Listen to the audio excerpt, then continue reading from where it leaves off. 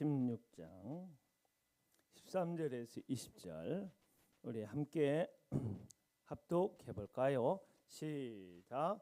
예수께서 빌립보 가이사랴 지방에 이르러 제 아들에게 물어 이르시되 사람들이 인자를 누구라 하느냐?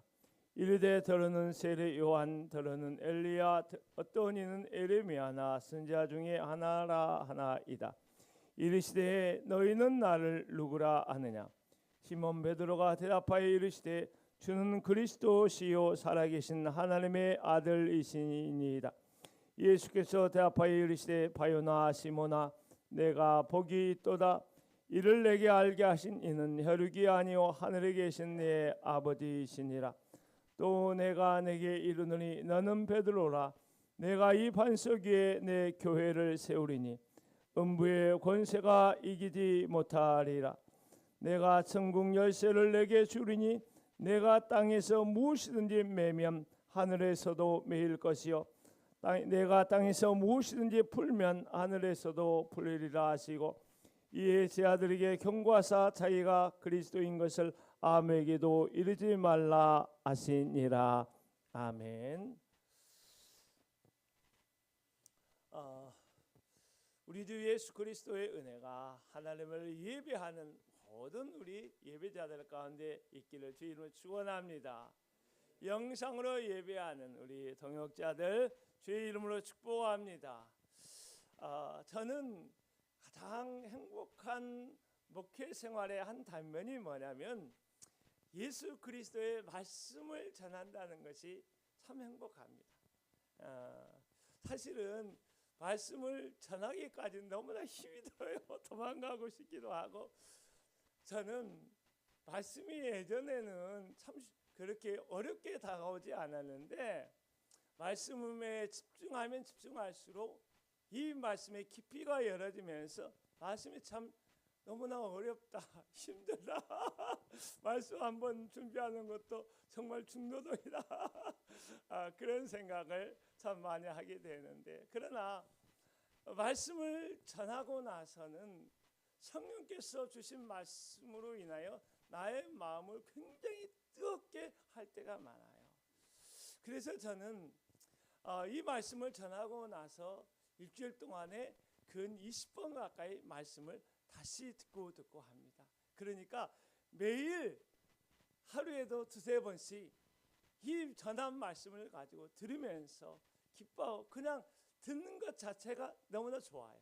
너무나 기쁘고 너무나 행복하고 이 말씀이 나의 마음을 어루만져 주시고 왠지 모를 힘을 더해 주시고 그런 것을 볼 때마다 얼마나 감사한지 모르는데 이 행복, 이 말씀의 놀라운 복이 우리 모두에게 있기를 주의 이름으로 축원합니다. 할렐루야. 그런데 말씀을 전할 때마다 조마조마해요. 마치 처음 제가 설교를 하는 것처럼 조마조마해서 이 어려운 말씀을, 이 힘든 말씀을 어떻게 전하고 어떻게 은혜 받게 해야 되나, 그런 중압감들이 있는데 그저 성령께서 내 입술을 주장하실 것을 믿고 오늘도 자신감을 가지고 그냥 전하겠습니다. 할렐루야. 스튜어트 K 위버라고 하는 학자는 오늘 우리가 나누게 될 본문의 말씀에 대해서 이렇게 이야기를 했어요. 이 구절은 이제까지 예수님의 사역 가운데 절정이자 완성의 역할을 한다, 이렇게 이야기했는데요. 스튜어트 위버의 말처럼 마태, 마가, 누가 이 공간 복음서에서 이 본문의 이야기는 이 복음서의 분기점을 이루는 그런 역할을 하고 있어요. 왜냐하면 예수님의 사역이 이제 2년을 훌쩍 넘긴 시점에 지금 이르러 있을 뿐만 아니라 이제부터 나오는 이야기는 십자가를 향하여 내리막길로 치닫는 그런 말씀이 연속이 되어 가기 때문에 어찌 보면 스튜어트 위버의 말처럼 예수님의 사역의 절정의 말씀이고 또 완성의 역할을 한다라고 하는 것에 대해서 충분히 우리가 공감할 수 있으리라 생각을 합니다. 오늘의 본문의 말씀을 특별히 세 단락으로 나눠볼 수가 있는데요. 13절에서 16절의 말씀은 예수님과 제자들이 나눈 두 번의 대화를 기록하고 있어요. 사람들이 나를 인자를 누구라 하느냐? 너희가 나를 누구라 말하느냐? 이런 두 번에 걸친 질문과 두 번에 걸친 제자들의 대답으로 기록이 되어 있고, 주는 그리스도시여 살아계신 하나님의 아들이십니다 라고 고백한 제자들을 대표한 베드로의 고백에 대하여 예수님께서 칭찬하시면서 교회에 대한 새로운 이야기를 하고 있는 것이 17절에서 19절의 말씀이고, 세 번째 단락은 20절의 침묵의 명령, 내가 메시아이고 내가 하나님이라는 사실을 알리지 말라라고 하는 침묵의 명령으로 세 단락으로 나누어지게 되지요. 우리 한번 13절을 한번 다 같이 읽어볼까요? 시작. 예수께서 빌립보 가이사랴 지방에 이르러 제 아들에게 물어 이르시되 사람들이 인자를 누구라 하느냐? 할렐루야. 사람들이 인자를 누구라 하느냐? 그리고 이어서 또 너희는 나를 누구라 하느냐? 이런 놀라운 예수님의 사역의 절정과 같은 질문을 지금 던지는데, 그 던지는 장소가 어디냐면 빌립보 가이사랴 빌립보라고 하는 여기에서 예수님께서 하고 있다는 점에 우리는 굉장히 중요한 시사점을 우리가 생각해야 합니다. 특별히 왜 예수님께서 이런 말씀을 하실 수 있는 많은 장소들이 있음에도 불구하고 이곳에서 빌립보 가이사랴에서 이 말씀을 하셨을까? 라고 하는 것이죠. 덥습니까? 괜찮아요. 그래요. 여기에선 두 가지 특별히 이유가 있습니다. 첫 번째는 우리가 충분히 예상할 수 있는 건데, 그거 뭐냐면 왜곡된 메시아에 대한 유대 민족의 기대, 넘치는 기대와 또 이로 인한 유대 당국자 로마 정부와의 심각한 갈등을 이야기할 수 있기 때문에 이를 잠시 피하기 위하여 갈릴리 북쪽의 40km 지점에 있는 빌립보 가이사랴에 가서 이 말씀을 예수님께서 하셨다라고 볼 수 있을 것입니다. 주 1세기에 자칭 메시아라고 하는 사람들이 참 많았어요. 그런 메시아가 나타날 때면 많은 사람들이 그를 추종했는데, 하지만 그 사람이 로마 정부에 붙잡히고 나면 곧 흩어지고 말았습니다. 따라서 예수님께서 메시아로 막 알려지게 되면 로마 정부에 붙잡히고 또 끌려갈 수밖에 없고, 이런 로마 정부의 대응을 예상하기 때문에 예수 그리스도께서 갈릴리 북쪽으로 가서 이 말씀을 하셨다라고 볼 수 있을 것입니다. 또 하나의 이유가 중요한데요. 가이사랴 빌립보 가이사랴가 가지고 있는 장소가 가지고 있는 어떤 종교적인 이미지가 굉장히 중요한 것입니다.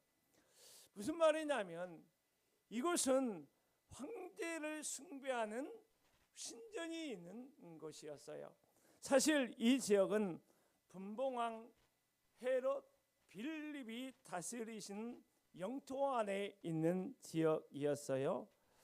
분봉왕 헤롯은 17세의 왕이 되어서 37년을 다스렸는데요. 이 사람은 헤롯 안티파스의 딸 헤로디아, 세례 요한의 머리를 요구했던 헤롯 안티파스의 아내였던 헤로디아의 딸 살로메와 결혼한 사람인데요. 이 헤롯 빌립이 이 지역을 확장해 가면서 로마 황제 시저를 기리는 도시로서 헌정을 했어요. 그래서 그곳을 뭐냐면 시저에게 바쳐진 황제의 도시다 이야기해가지고 가이사라 빌립보라 이야기했고, 빌립보가 두 곳이 해변가 옆바위에 가이사라가 있기 때문에 거기와 구별해서 자기 이름을 붙여서 빌립보 가이사라, 가이사라 빌립보라고 이렇게 이름을 붙였는데요. 이 사람은 황제에게 너무나 잘 보이고 열심히 아주 많아가지고 이곳에 황제를 숭배하는 신전을 지었던 것이고, 많은 사람이 황제를 숭배한 우상 숭배에 빠지도록 그렇게 만들어 갔습니다. 또 하나 이 지역인 그 제우스의 아들 반신을 섬기는 신전이 있었습니다. 이 반신은 두려움과 공포를 가지고 백성들을 다스렸는데, 여기에서 빼닉이라는 공포라고 하는 말이 나왔습니다. 그리고 참 좀 희한한 것이 이 제우스 신전, 그 다음에 반신 신전이 같이 쭉 나란히 있는데, 그 또 여러 다른 그리스 신전들이 있는데, 그 뒤쪽에 보면 커다란 암석으로 된 나무들은 하나도 없고 풀나무도 하나도 없는 암석으로 된 큰 안방과 같은 바위산이 이렇게 쭉 있는 거예요. 그리고 그 신전 앞에는 요단강에서 흘러오는 샘물들이 있어가지고 이 샘물 중심으로 여러 이방 신전들이 있었어요. 한마디로 말하면 이것은 거짓 신들, 죽은 신들을 예배하는 우상의 터전이라고 볼 수 있는 거예요. 그런데 바로 이곳에서 예수 그리스도는 죽은 신이 아니라 살아계신 하나님이시고, 할렐루야, 이 죄와 사망에 묶인 자를 구원하기 위하여 온 메시아라고 한 자신의 신분, 자신의 정체성을 드러낸 것입니다. 할렐루야. 그렇기 때문에 이 장소를 유념해서 우리가 봐야 돼. 예수님께서 어떠한 장소에서 자신의 신분, 메시아 되심, 자신의 하나님 되심을 드러내 보였는가라고 하는 것을 우리가 절대 놓치지 말아야 할 것입니다. 예수님께서 제자들에게 물었어요. 여기에서 묻다라고 하는 말은 우리 문법 형태로 보면 미완료라고 하는 것을 가지고 있는, 그것은 계속 반복의 의미가 있어요. 그래서 제자들이 예수님께 사람들이 나를 누구라 하느냐 이렇게 물었을 때 어느 한 사람에게 이렇게 물었다기보다는 제자들을 이렇게 있으니까 너는 어떻게 생각하냐, 사람들이 날 누구라 이렇게 묻고 물었지 않았을까. 적어도 한 번 이상은 반복해서 제자들에게 이렇게 물었을 것 같아요. 그런데 제자들이 여기에 대해서 어떻게 대답했을까? 14절 한번 보세요. 시작. 시작. 요한 더러는 엘리야, 어떤 이는 예레미야나 선지자 중에 하나이다. 제자들은 예수님의 질문에 사람들이 세례 요한을 예수님 뭐라고? 세례 요한이라고 생각했어요. 얼마 전에 우리가 나누었던 말씀 가운데 헤롯 안티파스가 그 예수님에 대해서 세례 요한의 죽은 목베어 죽임을 당한 세례 요한의 영이 그 속에 들어와서 그런 이적을 막 행한다라고 헤롯 안티파스가 생각하고 있는데, 이런 미신적인 생각들이 그 사람들 사이에 있었던 거예요. 제자들은 사람들이 예수님을 엘리야라 생각했어요. 예수님은 메시아이신데 사람들의 생각은 그 메시아의 길을 예비하는 엘리야라 생각을 했고, 제자들은 사람들이 예수님을 눈물의 선지 예레미야라고 생각을 또 했어요. 이 당국자들과 많이 갈등을 야기하면서 핍박을 당하는 예수 그리스도를 생각하면서 심판의 말씀을 전하는 예레미야가 아닐까, 혹은 선지자 중에 하나가 아닐까, 이런 이야기를 했는데요. 예수님은 또 다른 질문을 던지는데요. 너희는 나를 누구라 생각하느냐? 이런 말씀을 하잖아요. 15절 한번 읽어보죠. 시작. 이르시되 너희는 나를 누구라 하느냐? 여러분, 한글 성경에는 번역하지 않은 말이 있는데 헬라 성경에 대라고 하는 말이에요. 그러나라고 하는 말이에요. 그래서 이 말을 넣어서 그대로 번역하면 그러나 너희는 나를 누구라 생각하느냐? 할렐루야. 세상 사람들이 나를 이렇게 생각하는데, 이렇게 말하는데, 이렇게 이야기하는데 그러나 너희는 나를 누구라 생각하느냐? 이것은 예수님이 세상 사람들이 어떻게 생각하니 거기에 관심이 있었어요? 없었어요.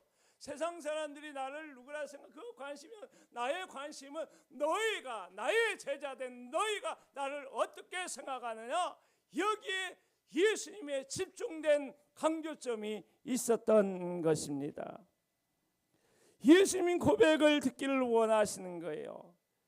예수님의 물음에 제자들이 16절에서 제자가 대답하는데, 모든 제자들을 대신해서 누가 대답하죠? 베드로가 대답하는데, 한번 읽어볼까요? 16절 시몬 베드로가, 시작. 시몬 베드로가 대답하여 이르시되 주는 그리스도시요 살아계신 하나님의 아들이시니이다. 할렐루야. 여기에서 두 가지 대답을, 그리스도다라는 히브리의 메시아를 헬라어로 크리스토스라고 하는 말로 번역한 말이죠. 그래서 뜻은 기름 부음 받은 자라고 하는 뜻이죠. 왕과 제사장과 선지자가 기름 부음 받은데 메시아를 이야기하는 것이죠. 구세주를 이야기하는 건데요. 왕 같은 역할, 제사장 같은 역할, 선지자 역할하는 구세주 메시아로서의 예수님을 고백하고 있는 것입니다. 두 번째, 살아계신 하나님의 아들이다, 이렇게 고백하고 있는 것입니다. 제자들을 둘러싸고 있는 세상 문화적 상황을 한번 보세요. 수많은 거짓 신들 가운데 지금 예수 그리스도께서 너희는 나를 누구라 하는데 물었을 때 베드로가 살아계신 하나님의 아들이십니다, 바로 하나님이십니다 고백하고 있는 거예요. 이 말의 의미는 세상 많은 신들 가운데 한 신이 아니라, 한 하나님이 아니라 오직 유일한 하나님이실 뿐만 아니라 이 거짓 신들, 죽은 우상들의 피할 수 없는 살아 역사하시고 오늘 여기 우리와 함께 하신 하나님이심을, 우상이 가득한 천지에 가득한 그 상황, 그 문화적 상황 속에서 이와 같은 놀라운 고백으로 예수님께 응답하고 있는 것입니다. 그래서 이 베드로의 고백을 깊이 묵상한 오스본이라고 하는 분은, 베드로의 고백은 예수님이 어떤 분인지를 말해주는 기독론의 핵심을 담고 있으며, 지금까지 모든 이야기가 이 절정의 고백을 위하여 준비해 왔다라고까지 말을 했습니다. 여러분, 그러므로 우리 신앙의 중심에는 뭐가 있어야 될까요? 예수 그리스도는 살아계신 하나님이십니다. 할렐루야. 예수 그리스도는 살아계신 하나님이십니다. 우리의 신앙의 중심에는 이 고백이 살아있어야 한다는 거예요. 우리의 가정의 영역에서도, 우리의 일터의 영역에서, 우리의 개인의 삶의 영역에서도, 우리의 모든 영역마다 예수님을 살아계신 하나님으로 고백하고, 살아계신 하나님으로 찬양하고, 살아계신 하나님의 임재를 실제 삶 속에서 경험하고 간증하는 그런 삶의 모습이 우리 안에 있어야 한다는 것입니다. 할렐루야. 그런데 놀라운 것은 우리가 이런 고백을 했을 때 베드로에게 내가 복이 있다, 우리 주님이 말씀하신 것처럼 아마도 예수님께서 우리가 예수님 그리스도시여 살아계신 하나님이라 이렇게 고백할 때마다 야 누구야 너는 정말 복이 있다, 할렐루야, 예수 그리스도께서 그 말씀하신 복이 우리의 복이 되는 거예요. 베드로에게 말씀하신 그 복이 우리의 복이 되는 거예요. 할렐루야. 이 복의 놀라운 역사를 누리기를 주의 이름으로 축원합니다. 할렐루야. 그런데 오늘 참 어려운 말씀들이 17절에서 19절의 말씀이에요. 우리 한번 전체를 한번 읽어볼까요? 17절에 19절 시작. 예수께서 대답하여 이르시되 바요나 시몬아 내게 복이 있도다. 이를 내게 알게 하신 이는 혈육이 아니요 하늘에 계신 네 아버지시니라. 여기까지만 한번 먼저 보죠. 시몬에게 말한 거예요. 시몬 베드로, 너는 정말 복이 있는 사람이야. 왜 예수님께서 이렇게 말씀하셨을까요? 인간으로서 베드로가 가지고 있는 영적인 통찰력, 그것으로서는 예수님이 어떠한 분인지 알 수 없고 깨달을 수 없고 고백조차 할 수 없기 때문입니다. 하나님이신 예수님이 어떤 분인지 알게 하실 수 있는 분은 하나님 그분 자신이기 때문에 그런 것이지요. 그런데 하나님께서 베드로에게 예수님, 하나님이신 예수 그리스도께서 어떤 분인지 그 깊은 중심을 드러내 보여주시고 고백하게 하신 것입니다. 종교 지도자들에게 배척을 당하고 고향에서도 배척을 당하고 세리와 죄인들의 친구라고 조롱받던 그 예수님이 그리스도고 살아계신 하나님이라고 하는 이 놀라운 영적 알매 지평을 하나님이 열어주신 거예요. 누구에게? 베드로에게. 베드로의 힘과 능력과 지혜로 깨달을 수 없는 그 놀라운 이 예수님이 어떤 분인가에 대한 지식을 하나님께서 스스로 드러내 깨닫게 해 주신 것입니다. 저는 오늘 말씀을 사랑하는 하나님의 모든 백성들 가운데 이런 은혜의 계시의 역사가 있기를 주의 이름으로 축원합니다. 여러분, 하나님의 말씀은 우리의 힘과 우리의 지혜로 깨달을 수 없는 것입니다. 언제나 하나님의 말씀은 성령의 충만한 감동, 영감으로 깨닫게 되는 것입니다. 아무리 능력 있는 설교자가 이 앞에 설교한다 할지라도 성령의 감동이 없으면 그것이 하나님의 말씀으로 만날 수가 없는 것입니다. 하나님의 말씀으로 하나님의 음성으로 들을 수 없고 체험할 수가 없는 것입니다. 하나님의 말씀으로 깨닫게 되는 것은 하나님께서 그 말씀의 계시를 열어주실 때만, 할렐루야, 나의 눈과 귀를 열어서 영적 오감을 열어서 말씀하신 하나님을 뵙게 하실 때만 이 말씀이 하나님의 말씀으로 깨닫게 되는 거예요. 여러분, 하나님의 말씀을 깨닫고 있습니까? 그 사람은 복이 있는 사람입니다. 왜냐? 하나님께서 은혜의 계시를 그 사람에게 열어주셨기 때문입니다. 여러분, 바라기는 우리 모두가 이 은혜의 말씀의 계시의 지경이 열어지기를 축원합니다. 그래서 말씀으로 인하여 기뻐하고 말씀으로 행복해하고 말씀으로 힘을 내고 할렐루야, 말씀이 열어주신 길을 따라 걸어갈 때 형통한 자가 되고 할렐루야, 우리의 가정도 좋아지고 우리의 자녀도 형통한 놀라운 축복의 역사가 일어나게 되는 그 산 증인들이 되기를 주의 이름으로 축원합니다. 여러분, 이제 두 번째 이야기가 굉장히 좀 우리가 난감하게 하는 말이에요. 그건 뭐냐면 예수 그리스도의 베드로에게 이야기했어요. 시몬, 너 내가 새 이름을 지어줄 테니까 너의 이름은 베드로라 해라. 베드로가 무슨 말일까요? 반석이라는 말이에요. 베드로가 무슨 뜻이라고요? 반석. 그런데 놀랍게 예수님께서 이 반석 위에 뭘 세우겠다? 내 교회를 세우겠다, 이런 말씀을 하고 있어요. 그런데 여기에서 정말 그 난감한 해석상의 어려움이 있는데요.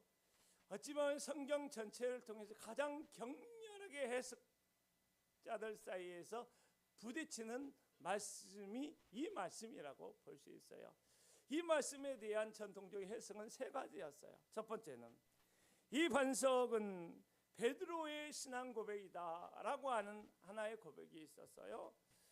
그리고 예수님께서 이 고백 위에 교회를 세웠다라고 하는 것입니다. 두 번째는 이 반석은 예수 그리스도라고 하는 고백이 있는데 오리겐과 어거스틴이 이런 해석을 했어요. 이것은 반석 대신 예수 그리스도야말로 교회의 기초다라고 하는 말이라 볼 수 있어요. 그리고 교회는 반석 위 대신 그리스도 위에 세워져야 한다라고 하는 말이죠. 세 번째는 이 반석은 베드로라고 하는 것이지요. 그렇다고 한다면 여러분, 이 전통적인 이 본문의 말씀에 대한 해석, 세 가지 해석 가운데 여러분은 어떤 해석이 맞다라고 생각을 하십니까? 로마 가톨릭은 예수님께서 이 반석 위에 내 교회를 세운다라고 했을 때 이 반석을 인간 베드로로 생각을 했습니다. 그래서 베드로 위에 교회를 세우겠다 이야기를 해서 베드로를 교회 일대 교황으로 이야기하고, 교황은 절대 오류가 없다 이야기하고, 베드로의 이런 영적 권위를 후대 교황들이 이어받게 이양되는 것으로 생각을 했습니다. 그런데 여러분, 이것은 너무나 해석상에 오류가 많은 거예요. 교회의 기초는 어느 한 인간 개인이 될 수가 없는 것입니다. 그것이 비록 예수님의 수제자인 베드로라 할지라도 교회의 기초가 될 수가 없는 거예요. 교회는, 거룩한 하나님의 교회는 베드로 위에 세워질 수가 없는 것입니다. 그렇기 때문에 교회는 이런 가톨릭의 이런 해석에 대해서 강하게 거부해 가면서 첫 번째와 두 번째 해석을 하게 됐던 것입니다. 첫 번째 해석은 뭐냐면 이 반석은 베드로의 신앙 고백이라고 하는 것입니다. 맞는 말이에요. 어찌 보면 교회는 이 예수 그리스도를 그리스도요 살아계신 하나님으로 믿고 고백하고 하는 사람들의 더 위에 세워지는 거예요. 신학이 가르치는 교훈은, 영적 진리는 맞는 말입니다. 할렐루야. 두 번째, 예수 그리스도가 이 반석이다 해서 교회는 어떻게 세워져야 되느냐? 이 반석 위에 세워져야 된다. 이것도 맞는 말이에요. 할렐루야. 이것은 신약 전체가 지지하는 말씀이라고 볼 수 있어요. 교회는 신앙 고백에 의해 세워지게 되고, 교회는 그리스도라고 하는 반석 위에 세워져야 한다라고 하는 것을 볼 수 있어요. 그런데 여러분, 저는 이 반석이 베드로라고 하는 측면에서 긍정적으로 해석할 여지를 오늘 잠깐 언급하려고 하는데요. 여러분 오해하지 말았으면 좋겠어요. 저는 가톨릭의 그 이야기처럼 교회의 기초가 그 인간 베드로라고 하는 것은 절대 동의하지 않습니다. 그러나 신약 전체가 아니라 오늘 본문의 말씀에 따라서 그 문맥을, 이 말씀을 따라서 정확하게 보면 이 반석, 베드로의 이름이 너는 베드로라, 너는 반석이다 하고 이 반석에 교회를 세우겠다 했을 때 그대로 우리가 이 본문의 말씀을 그대로 우리가 받아들이면 어떻게 이 말씀을 해석하고 적용하고 풀어가야 할 수 있는지에 대한 것이 있다는 것입니다. 저는 이 말씀을 보면서 많이 고민을 했는데요. 이 말씀은 예수님께서 신약 교회를 인간 베드로 위에 세우겠다고 하는 것이 아니라 초대교회를 세워가는 중추적인 목회 리더십을 발휘하는 사람으로 너를 세워가겠다라고 하는 말씀으로 이해하면 이 어려움이 없으리라 생각을 합니다. 이렇게 해석해 보면 사도행전 1장에서 16장까지 베드로가 초대교회의 유일한 리더는 아닐지라도 중심 리더로서 예루살렘 교회를 세워가는 역할을 했기 때문에 아마 이렇게 해석하는 것도 큰 무리가 없으리라 볼 수가 있을 것입니다. 자, 이제 마지막으로 좀 봐야 될 것은 교회의 능력에 대한 부분이었어요. 저는 이 말씀을 보면서 교회에 대해서 우리가 새롭게 눈을 열었으면 좋겠어요. 어떤 것에 대한 눈이냐면 교회가 능력이 있다는 거. 할렐루야. 따라서 교회는 능력이 있습니다. 다시 한번 교회는 능력이 있습니다. 여러분, 교회가 능력이 있다라고 이야기했을 때 그 교회 다니는 성도가 많아서 교회가 능력이 있을까요? 아니면 성도들이 많이 헌금을 해가지고 교회에 물질적인 풍요로움이 많아서 교회가 능력이 있을까요? 아니면 세상의 주위에 권력 위치에 있는 사람들 교회에 나와서 교회가 능력이 있을까요? 그게 아니에요. 교회가 능력이 있는 것은 교회는 어떤 사람의 소유물이 아니라 우리 주님의 교회이기 때문에 그래요. 할렐루야. 오늘 말씀처럼 내 교회를 할렐루야, 내 교회를 세울 것이다. 할렐루야. 교회가 능력 있는 것은 사람의 능력의 유무에 관계 있는 것이 아니고 사람의 소유의 유무에 관계 있는 것이 아니라 교회의 주인이 예수 그리스도이기 때문에 할렐루야. 교회가 능력이 있는 거예요. 친히 예수 그리스도께서는 목양의 사역을 감당하시는 거예요. 그렇게 보면 우리 성안교회 담임 목사님은 예수님이세요. 할렐루야. 저는 부목사로 수종드는 사람입니다. 할렐루야. 저는 예수님이 하라는 대로 할 수밖에 없는 그런 부목사예요. 할렐루야. 우리 교회 담임 목사님 누구다? 예수님이시다. 할렐루야. 그러니까 우리가 예수님을 받들어서 예수의 뜻을 받들어서 우리가 하게 되면 예수의 능력이 흘러가고 할렐루야, 예수의 영광이 나타나고 세상을 이겨나가고 이런 강력한 능력 있는 교회로 거룩한 영향력을 발휘하며 나아가게 된다라고 하는 것입니다. 그런데 여러분, 내 교회라는 말을 한 번 더 조금 다른 측면에서 한번 봤으면 좋겠어요. 우리가 성황교회를 다니면서 이 교회 하지 않고 우리 교회라고 하잖아요. 그렇잖아요. 그렇죠. 어떻게 해요? 이 교회 저 교회 이렇게 하지 않고 우리가 다니는 교회인데, 그런 측면에서 교회 생활을 위한 적용적 측면에서 우리 성황교회는 내 교회예요. 우리 성황교회는 우리 교회. 할렐루야. 이렇게 우리가 생각하면서 신앙생활을 했으면 좋겠다라는 거예요. 여러분, 이 교회가 내 교회, 우리 교회가 안 되면 어떻게 이 교회를 위하여 희생하고 책임지고 또 섬기며 헌신할 수 있겠습니까? 따라서 해볼까요? 성황교회는 우리 교회다. 성황교회는 내 교회다. 이런 어떤 마음으로 교회를 사랑하고 교회를 섬기고 교회가 필요할 때 책임지고 감당하고 사역을 감당하고 헌신하고 이렇게 가야 할 것입니다.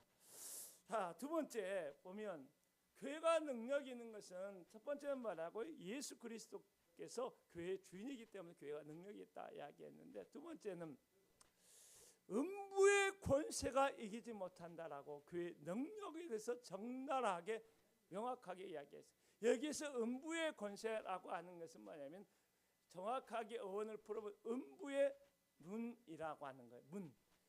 여기 제우스 심판신이 있는 신전에 보면 그 뒤에 옆에 암벽이 있는데 그 암벽에 큰 동굴이 있어요.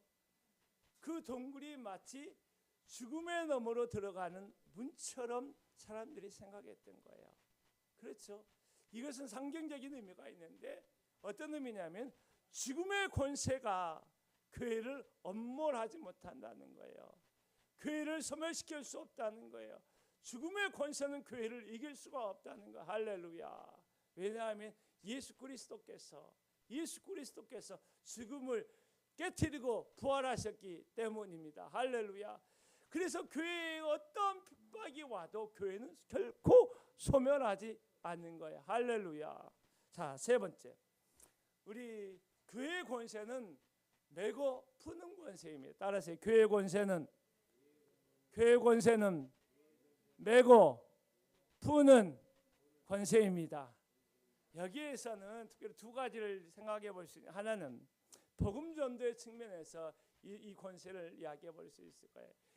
교회가 가지고 있는 권세는 뭐냐? 복음을 전해서 죄와 사망에 붙잡혀 있는 그 사람이 이렇게 구원의 문을 여는 것이에요. 이것이 교회의 권세인가? 할렐루야. 그런데 교회가 가만히 있으면 그 문이 그대로 닫혀 있는 거예요. 그래서 땅에서 우리가 복음 전함으로 어떻게 그 사람의 구원의 문을 열어야 하늘에서도 열어지게 되는 거예요. 할렐루야. 그리고 또 하나는 기도라고 하는 측면을 볼 수 있어요. 교회가 연합해서 할렐루야 기도하면 하늘에서도 열어지게 되는 거예요. 할렐루야. 교회가 예수 이름으로 집중해서 강력하게 연대해서 기도해 나가면 하늘에서 풀어지게 되는 할렐루야 역사가 일어나고, 교회가 연합해서 주의 이름으로 사단의 악한 문이 닫힐지어다 할렐루야 기도하고 나가면 사단의 악한 문이 닫히고 결박이 되어지고, 이런 역사가 교회에게 이미 우리에게 주어졌다는 사실을 여러분 믿으실 수 있기 바랍니다. 20절에서 한번 볼까? 20절 말씀 시작. 이에 제자들에게 경고하사 자기가 그리스도인 것을 아무에게도 이르지 말라 하시니라.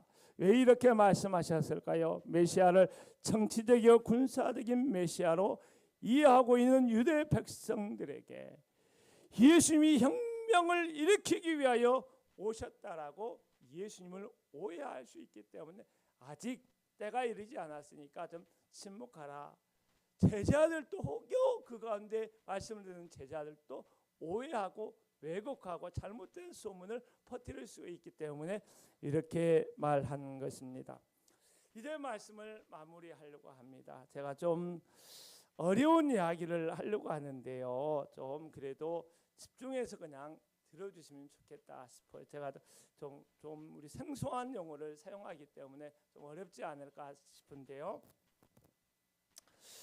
오늘날 세계에서는 예수님만이 유일한 구원의 길이라고 선포하는 교회의 선포가 신앙의 다양성을 인정하는 거대한 흐름을 역행하는 것으로 세상은 이해하고 있는 것입니다. 이러한 거대한 흐름을 대표하는 사상적 기조가 정치적 올바름이라고 하는 것입니다.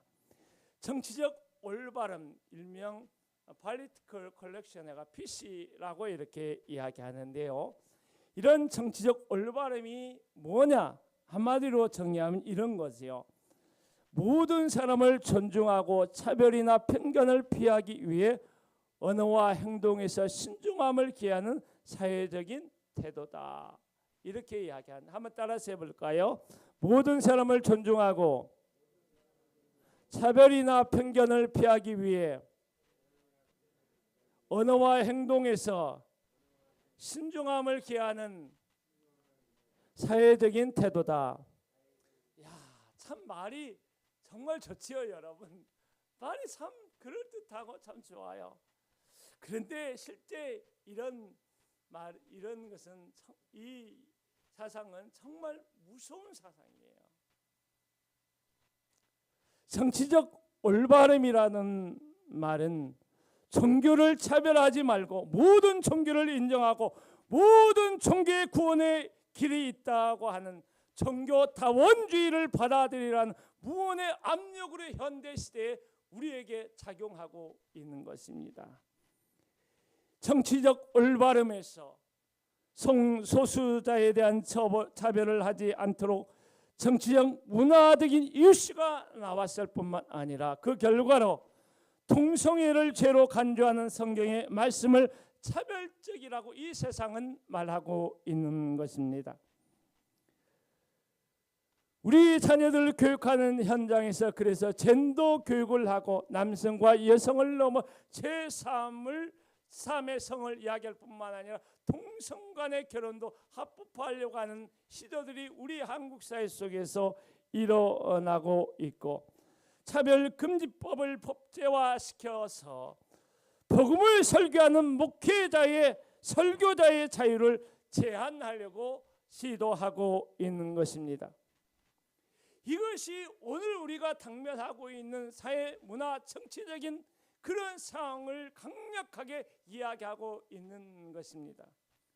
어찌 보면 빌립보 가이사랴에서 많은 죽은 신들, 우상신들이 있는 그러한 신전들이 있는 그러한 곳에서 황제를 숭배하도록 하는 그런 우상 숭배의 자리에서 너희는 나를 누구라 말씀하신 그 예수님께서 이와 같은 사회 정치적인 문화적인 도전의 한복판에 믿음을 지켜나가고 있는 우리들에게 주님은 또다시 그러나 너희는 세상이 어찌하든지 그러나 너희는 나를 누구라 하느냐라고 지금 여러분들의 우리들의 고백을 지금 기대하면서 이 말씀을 우리에게 던져주고 있다 볼 수 있을 것입니다.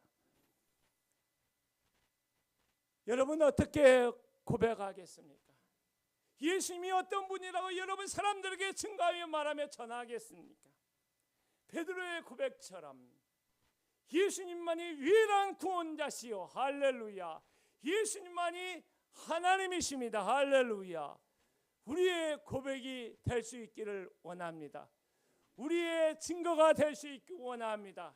이 고백을 삶으로 능력 있게 살아내는 우리 모두가 될 수 있기를 주의 이름으로 축원합니다.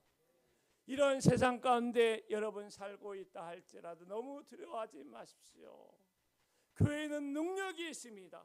교회된 우리는 능력이 있습니다. 왜냐하면 교회된 우리의 주인이 예수 그리스도이시기 때문입니다. 우리는 예수님께 속해 있기 때문에 그렇습니다. 음부의 권세가 이기지 못하는 능력이 우리 교회 안에 있기 때문입니다. 어떠한 것이라고 매고 풀고 할 수 있는 능력이 교회된 우리에게 있기 때문입니다. 이것을 확신하고 우리가 힘을 내어서 이 혼탁한 이 시대 가운데 복음과 함께 동역하여 하나님의 나라를 이루어가고 그 지경을 확장해가는 선교적인 위대하고 놀라운 삶을 살 수 있기를 주의 이름으로 축원합니다. 할렐루야. 우리 찬양하고 예배를 마치도록 합니다. 우리 아름다운 우리 교회,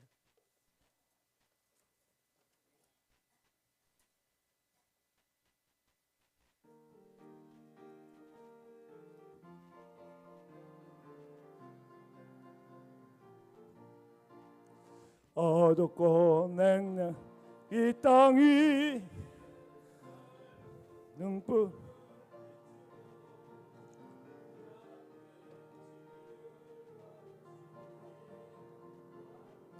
우리 교회여 오 캄캄캄캄 다 오라고 부르도다 모두 다 같이 가보세 참된 진리를 가르치는 아름다운 우리 교회요 천덕 위에 아름다운 우리 교회가 서 있네 어린 내 시절 정다웁다 사랑하는 우리 교회요 오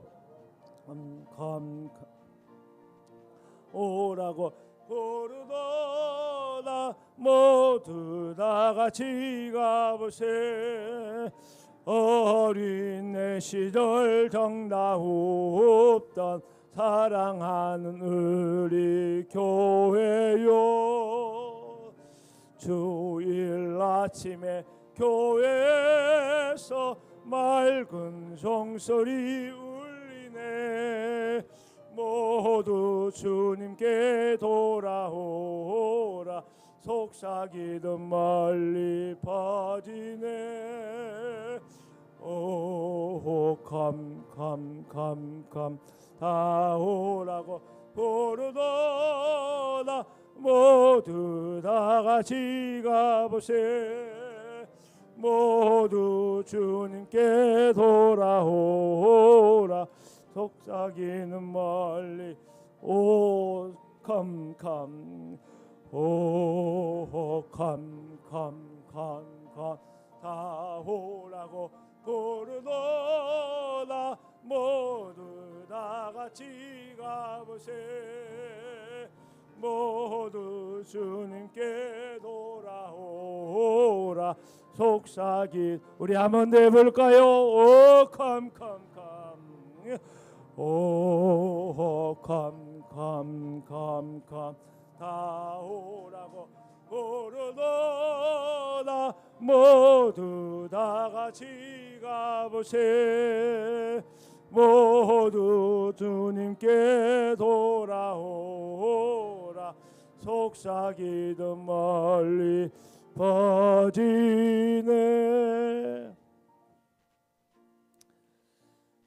사랑하는 여러분,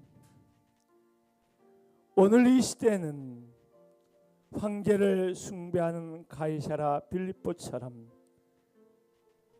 수많은 우상을 섬기는 가이사라 빌립보처럼 영적인 혼탁한 사회 속에서 예수 그리스도의 메시아 되심, 하나님 되심을 억압하는, 교회의 선포를 억압하는 그런 상황 속에 우리가 살고 있습니다.